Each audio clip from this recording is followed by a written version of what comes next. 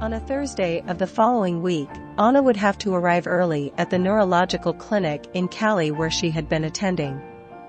With a kiss, she said goodbye to Carlos and went to the laundry area where Manuel had finished washing his small Volkswagen.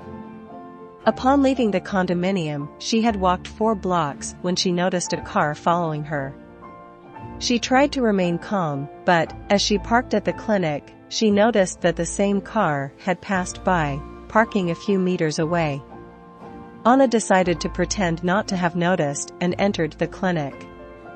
Still at the reception, she called Andre, who was already at VEMP. To him, she described what happened and, having written down the color and license plate of the car that had followed her, she passed this data to Carlos' cousin. Andre immediately contacted Esteban, who was in his office in the 2nd Police District, located in a building relatively close to the clinic. About 15 minutes later, in a discreet manner, Esteban and 2 other plainclothes police officers surrounded the car, realizing that the driver was not there. Inside the clinic, Anna was participating in a meeting and, minutes later, she was surprised by Esteban's presence. Minutes later, the inspector was joined by 2 security guards sent by Andre, who began to support the doctor, under Esteban's guidance.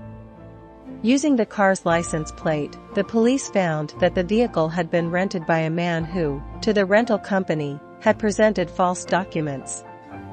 In these, the photograph clearly revealed the face of the person who had rented the vehicle, and in it, the face was that of lawyer Sevilla.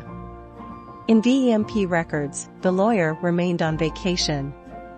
Now, however, the police could incriminate him for committing ideological falsehood.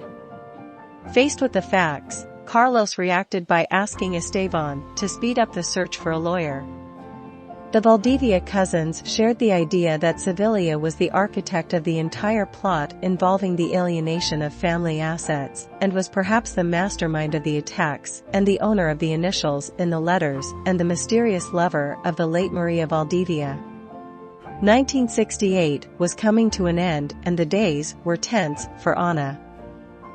However, to save her fiancé additional worries, she tried not to show the insecurity that dominated her. Carlos had decided to work at VEMP every afternoon. There, documentary data was stored on magnetic tapes as well as on new rigid media discs. These allowed direct access to data but were large in size and had low storage capacity. The search for Sevilla continued and Stephen informed them that Interpol had added the lawyer to its wanted list.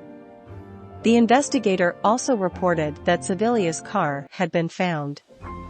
The vehicle was sold on the same day he went on vacation. The police were trying to obtain a court permit to search Sevilla's apartment, but the fact that the owner was a lawyer was making it difficult to issue the document. Alexander, the substitute lawyer, had been accelerating the analysis of documents from the VEMP archives, and there he found the box that previously belonged to the late Maria Valdivia and had been handed over to Sevilla's care. It was no surprise that the box was empty. The diary and letters that Maria had received from her lover, who signed only with the initials A and S, were missing. Also, it was no surprise that the lawyer on vacation signed documents in illegible handwriting. The name, Arnaldo Sevilla,